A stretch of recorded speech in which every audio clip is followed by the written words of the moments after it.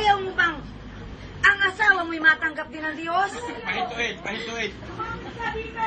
Mayanan. Mahiya. Makinig kayong mga anak. Ayaw niyo bang matanggap ng mga magulang niyo ang Diyos? Mapadali niyo dito, sabihin niyo, hinahintay, kakain tayo, SM. Kakain tayo sa SM. Kakain tayo sa SM. Baka magulat ang nanay at tatay mo, abang anak ko, mayaman na. I-blow out kami sa SM. Gawin niyo yan. Humindi kayo sa Diyos. At dito nyo dali ng mga magulang nyo. Dito kayo kakain kasama ang Diyos. Amen!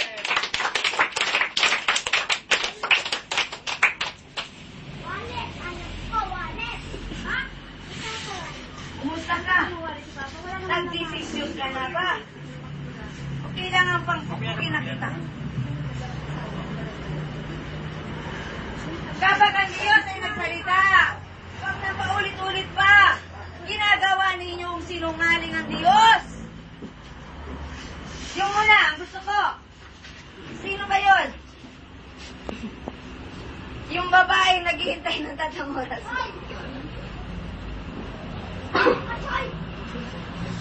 Ayaw mo? Bibigay ko siya sa iba. At kapag ginanap mo, wala ka nang masusumang pupungan pa. Ay! Ganda na matapang. Isang araw makikita ninyo ang ngiti ng lingkod hanggang dito. Amen!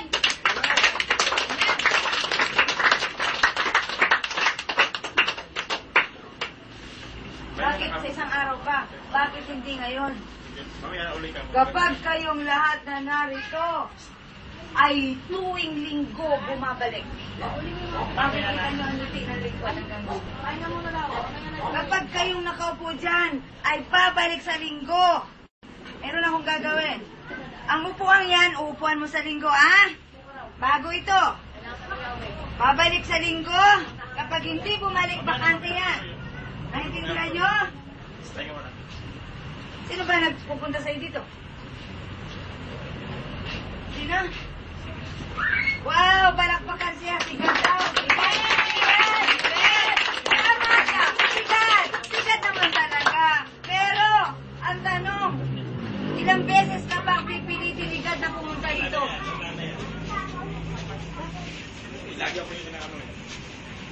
Ilang beses kayong kukulitin ni God na makinig sa Kanya? Ilang beses kapag wala ka nang hininga?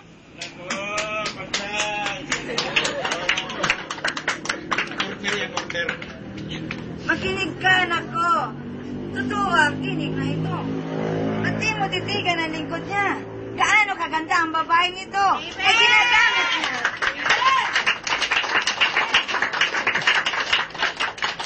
Hindi ang pisikal, kundi ang puso niya. Di mo ba nararamdaman yon? Mahal ng lingkod ang mga anak mo.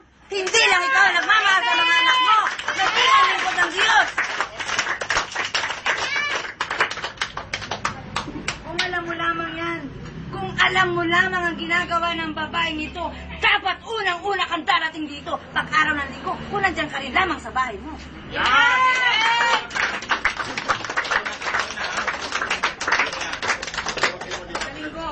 Inaayos ang buhay ninyo. Inaayos ng Diyos ang mga anak mo. Ayaw mo? Kaya sasagutin mo yan. Ayaw mo? Kaya dapat tayo.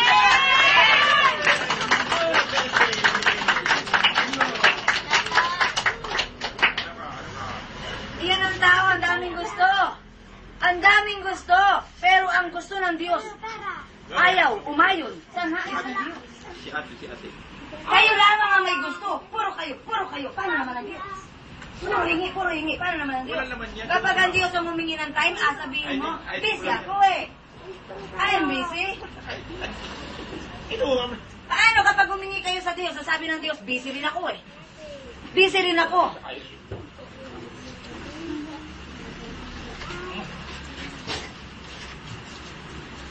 Sasabihin sa inyo ng Diyos ngayon. Ganito, makinig kayo. Huwag nyo na kasi subukan yung lingkod. Hindi yan pinatayo ng Diyos para lamang palugmukin ng kahit sino. Hindi tatayo ang babae nito para lang kayan-kayanin ang kung sino may alam. Nadala niya ang Diyos. Simple ang babae. Pero si Jesus dala niya. Nakabaon sa ilalim ng puso niya. Amen! Kapagkat kung mababaw si Jesus sa puso ng babae, manginginig yan sa takot sa mga espiritong nandiyan sa labas.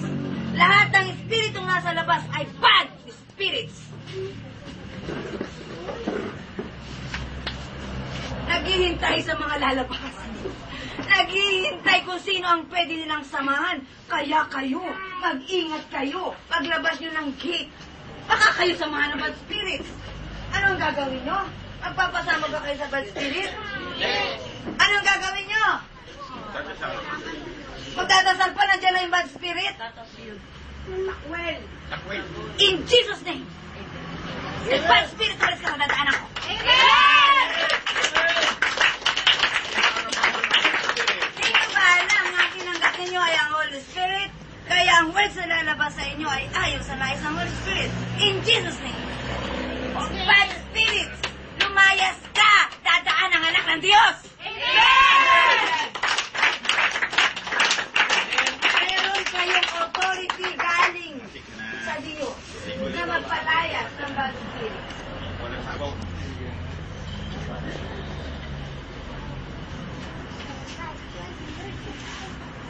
Gusto mo ba maging lingkod? Asan ang nanay mo? Aba, isa lingkod, dalhin mo rito ang nanay mo. Abagat magkakaroon siya ng anak na lingkod ng Diyos. Amen! Ay, huwag mo problemahin ang pera. Si Ninoy lamang ang may karapatang gumanyan.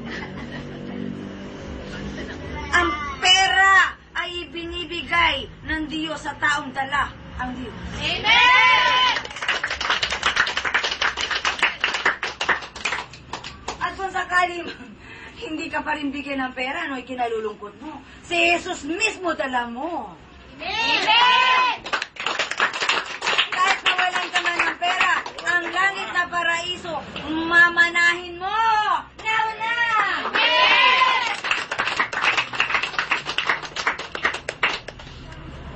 Kaya wag puro pera nasa isipan ng tao. Pag nagkasakit, nagkaroon ng karamdaman, tatakbo rin sa Diyos. Apagkat sabi ng doktor, manalangin na lang tayo. Sa Diyos na lang tayo umasa.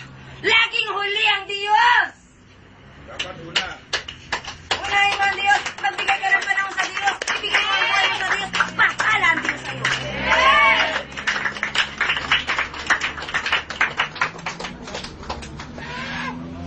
Kaya kapag may gawain dito paglinggo, sabihin mo sa bayaw mo, ay sabi ng Diyos, walang trabaho, stop muna ako. Tuwan mo siya, ha? Ikaw magturo sa kanya. Sabi ng Diyos kaya nga daw muna, gwapo muna ako paglinggo. Saka na ako madumihan pagkatapos kong marinig ang salita ng Diyos. Amen!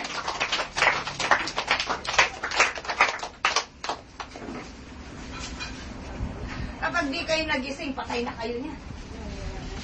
Hello? Ang tao ayaw magising ay patay. Kaya kapag narinig niyo ang salita ng Diyos at di kayo nagbago, matakot na kayo, patay na kayo, pero buhay pa kayo ngayon. Humihinga kayo, pero patay na kayo. Sapagkat ang salita ng Diyos, di nyo na naririnig. Sapagkat kung naririnig nyo, nagbabago sana kayo. Di mo ba nakikita ang mga milagro sa buhay ng anak mo? O bingi ka at bulag ka.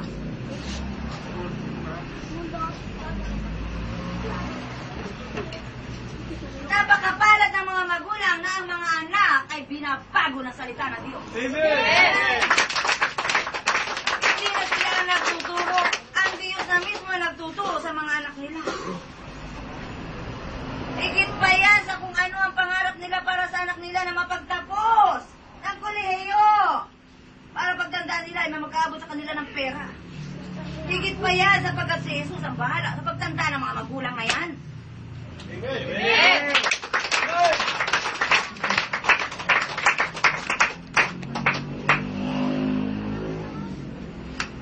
Masaya ka ba? Dahil kay Gilbert yan, kaya ka narito. Kaya mahalin mo si Gilbert. Si Gilbert na hindi nyo mamahal-mahal dati. Kapagkat kulay putik na. Laman ang lansangan, araw at gabi. Subalit nang matanggap ang